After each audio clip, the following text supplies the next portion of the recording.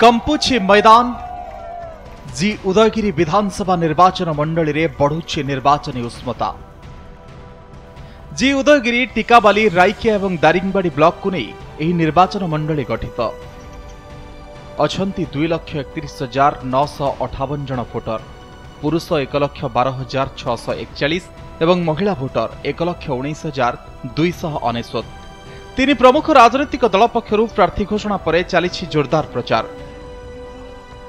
BJD सालुका प्रधान, BJP Mangovind प्रधान एवं कांग्रेस प्रफुल्ल चंद्र प्रधान प्रतिद्वंदिता करुछन्ति।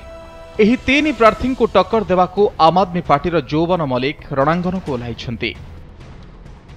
माननीय मुख्यमंत्री नवीन पट्टनायक जो भाई भाव में ओडिशार विकास करिसेंती एवं तांकर जेमती ओडिशारे जो सुनाम रही तांकर विकास धारा को लेकिन आमे निर्वाचन लड़ू। आमर विकास ही मुख्य मुद्दा हम, विकास को लेकिन आमे निर्वाचन लड़ू। आमर भारतीय जनता पार्टी एक गोटे विचार अच्छी से विचार को जो सबका साथ, सबका विकास, सबका प्रयास, सबका विश्वास से मंत्र को लेकिन आम निश्चित भाव में जीवु आ लोक पाक पहुँचबू। जो गरीब कल्याण योजना, जो केंद्र योजना जहाँ जहाँ भी होची, जो मैंने वंचित अच्छा निश्चित भाव में से सुविधा पहुँचाई आम प्रयास करूँ। लोक मानकर प्रकृत उन्नति पाई, प्रकृत स्वास्थ्य पाई, प्रकृत शिक्षा पाई एमाने काम करूना। मु से जिनस गुड़ाक लोक पाखक जाई कहबी एवं मु भावुची लोक मान निश्चित भाव में मते जययुक्त कराइबे। असंपूर्ण कार्य को संपूर्ण करी। केजरीवाल जो नारा अच्छी शिक्षा, स्वास्थ्य, रोजगार, बिजुली, पानी को आख्यागर रखी काम करी। 2000 मसीह बीजेपी बीजेडी मेंट बेले बीजेडी प्रार्थी सालुगा प्रधान 46,690 भोट पाई जीति। कांग्रेस प्रार्थी नागार्जुन प्रधान पाइथिले 43,035 भोट। 2004 रे कांग्रेस प्रार्थी अजयंती प्रधान 54,248 भोट पाई निर्वाचित होइथिले। बीजेडी सालुगा प्रधान को 40,749 भोट मिलिथिला। 2009 मसीह बीजेपी प्रार्थी मनोज कुमार प्रधान 45,009 खंड भोट पाई विजयी होइथिले। कांग्रेस अजयंती प्रधान 21,074 और बीजेडी लोकसुना माझी को 15,818 खंड भोट मिलिथिला। 2014 कांग्रेस प्रार्थी जाकब प्रधान 48,958 भोट पाई जीति। बीजेडी प्रदीप कुमार प्रधान 38,669 और बीजेपी गोविंद प्रधान को 27,295 खंड भोट मिलिथिला। सेहिभଳି 2019 रे बीजेडी प्रार्थी सालुगा प्रधान 53,238 खंड भोट पाई जीति।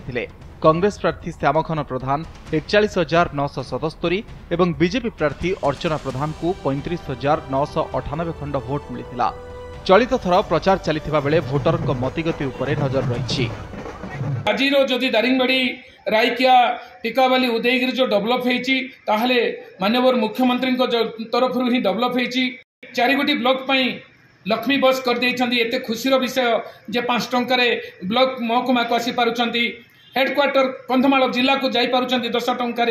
यह होची विकास धारा। मानक दारिंगबाड़ी ब्लॉक रे मध्य प्रत्येक पंचायत को यातायात, शिक्षा, स्वास्थ्य, विभिन्न आममानकर काड़ चाउल, लक्ष्मी बस यही प्रकार दारिंगबाड़ी अंचल गोटे विच्छिन्न अंचल थिला। वर्तमान सालगा प्रधान द्वारा बहुत उन्नति धारा है।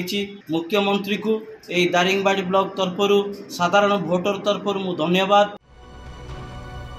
जी उदयगिरी रे राज्य सरकार पक्षरु अनेक विकासमूलक कार्य होईछि। शिक्षा, स्वास्थ्य और गमनागमन भित्तिभूमि होईछि सुदृढ़।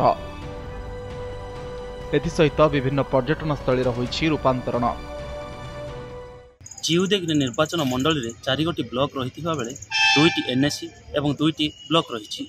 एही निर्वाचन मंडली रे प्रचार मैदान को ओह्लाइछन्ति 4 दलर 4 प्रार्थी। बीजेडी दल पक्षरु पूर्वतन विधायक सालुगा प्रधान एवं कांग्रेस प्रार्थी प्रफुल्ल चंद्र प्रधान, बीजेपी दलर मानगोविंद प्रधान। एही 3 दल को कड़ा टक्कर देवाई नूतन भावे आम आदमी पार्टीर जौवन मलिक प्रचार मैदान को ओह्लाइछन्ति। एही 4 प्रार्थी मध्य विजयर मुकुट किए पिंधिब ताहा देखिया बाकी रहिला। Udayagiri Rajiv Muthamajhi report, Nandighosha TV.